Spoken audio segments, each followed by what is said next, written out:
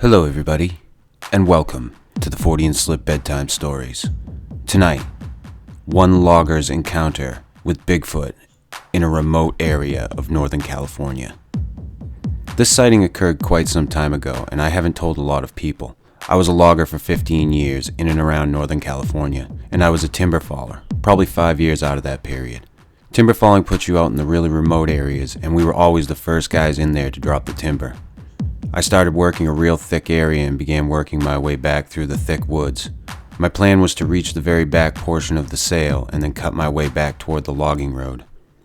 The first day in there, I had the feeling of being watched, thinking it was just our boss spying on us, so I gave no further thought to it. The next morning I spotted large tracks in the muddy areas. It had rained hard that night, so the tracks were not sharp and they were not from a bear. Further into the woods, I came up on a flat spot in the faint trail that smelt so terrible that I almost gagged. It smelled like wet dog, a very filthy wet dog. Just past this spot is where I spotted what appeared to be human droppings.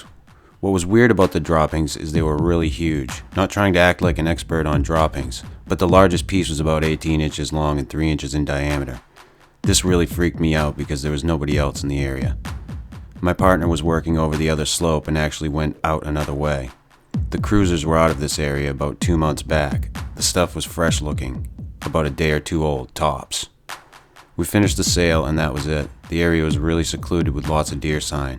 I had a habit of mapping and remembering really good spots for future deer hunting and prospecting spots that I would use during the winter layoff. This particular spot after logging was strictly off limits as it was part of the fruit grower company's land, and after logging they would lock up the roads. It didn't matter how long you logged their property, after a sale it was shut down, and you had to stay out. Well, hunting season arrived and I breached the locked gate and snuck in there for a day of hunting. I took along my ever-present companion, Pappy, my hunting cow dog.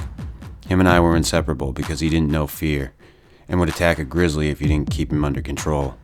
He had a good nose and located many a deer that got away from me. Well, we got into the same area that I had spotted the droppings, and Pappy went on a purple alert. His fur went straight up, and he acted totally weird.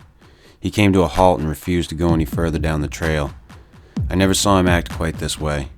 Just 100 yards up the hill, I spotted movement.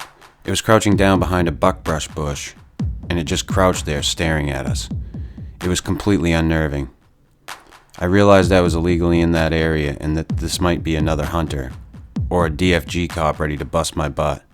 Note here, guys were always getting busted for hunting on the California line or the Oregon line. It was just a bad spot, and it was so close to each border, it would be up to that game warden.